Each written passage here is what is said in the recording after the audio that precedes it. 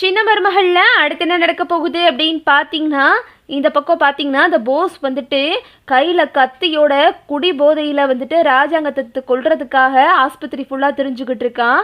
அப்புறம் பார்த்தீங்கன்னா ஈஸ்வரி வந்து போஸை பிடிச்சி, அடே லூசு பயலே, ஏண்டா இப்படி கத்தியோடு தெரிஞ்சுக்கிட்டு இருக்க, போலீஸ் பாதுகாப்பெல்லாம் எவ்வளோ இருக்குன்னு பார்த்தேல, அவங்க கிட்ட சிக்கின அப்படின்னா வாழ்நாள் முழுக்க நீ ஜெயிலில் தாண்டா கிடக்கணும், அம்மா சொல்கிறத கேளுடா போஸ் அப்படின்னு கெஞ்சி பார்க்குது.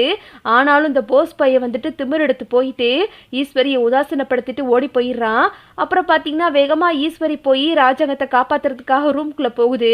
அங்கே பார்த்தீங்கன்னா தமிழ் வந்து நர்ஸ் கெட்டப்பில் வந்துடுறாங்க. எம்மா தயவு செஞ்சு அமைச்சரோட உயிருக்கு ஆபத்து இருக்குமா, இவரை வேறு ரூமுக்கு ஷிஃப்ட் பண்ணிடுவோமா நம்ம 2 பேரும் அப்படின்னு சொல்லிட்டு ஈஸ்வரி வந்து தமிழ்கிட்ட கேட்டுக்கிட்டு இருக்காங்க. தமிழ் வந்து மாஸ்க் கலட்டுறாங்க. தமிழை பார்த்ததுமே ஈஸ்வரிக்கு அதிர்ச்சி ஆகிருது. தமிழ் நீ எப்படி தமிழ் அப்படின்னு கேட்குறாங்க.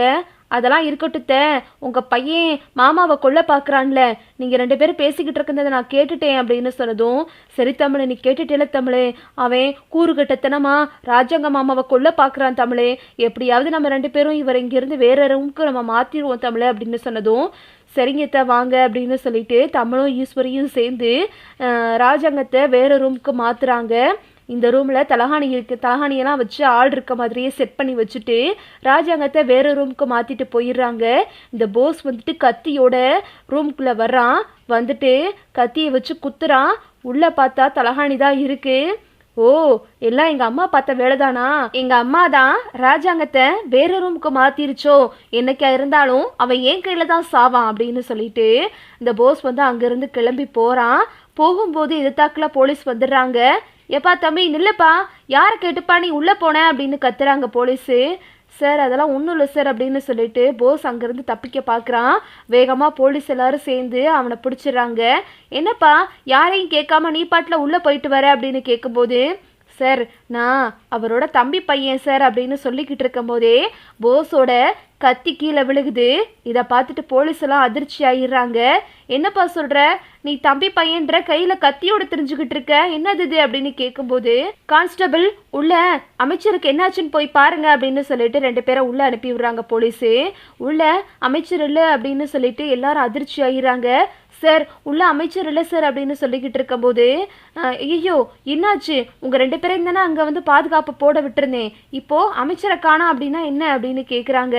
உடனே போஸும் வந்துட்டு, ஆமாம் சார் நான் இங்கே பெரியப்பாவை பார்க்க உள்ளே போனேன், அவரை காணா அப்படின்னு சொன்னபோது, ஆனால் போலீஸ் நம்பவே இல்லை போஸ் சொல்கிறத.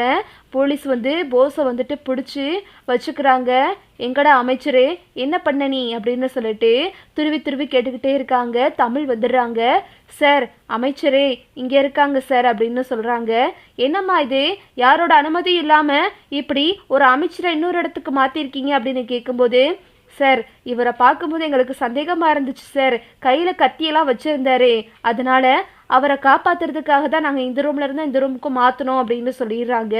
இதை கேட்டுட்டு போலீஸ் எல்லாம் வந்துட்டு தமிழை பாராட்டுறாங்க. அமைச்சருக்கு மட்டும் ஏதாவது ஆகியிருந்தா எங்களோட வேலை போயிருக்குமா, உன்னால் எங்களோட வாழ்க்கையவே இப்போ வந்து காப்பாற்றிருக்க, அமைச்சரையும் காப்பாற்றிருக்க அப்படின்னு சொல்லிட்டு ஃபுல் பாதுகாப்பு போட்டுட்டு ராஜாங்கத்தை திரும்பவும் அவர் ரூமுக்கே மாற்றிடுறாங்க. அப்புறம் பார்த்தீங்கன்னா போஸை வந்து போலீஸ் வந்து இழுத்துட்டு போயிடுறாங்க.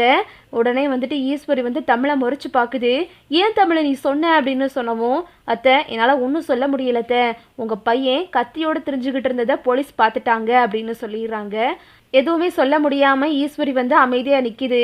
இதுதான் அடுத்தடுத்து நடக்க போகுது. ஓகே விவோஸ், இந்த வீடியோ உங்களுக்கு பிடிச்சிருந்தா லைக் பண்ணுங்கள், ஷேர் பண்ணுங்கள், மறக்காமல் நம்ம சேனலை சப்ஸ்கிரைப் பண்ணிக்கோங்க. தேங்க்ஸ் ஃபார் வாட்சிங்.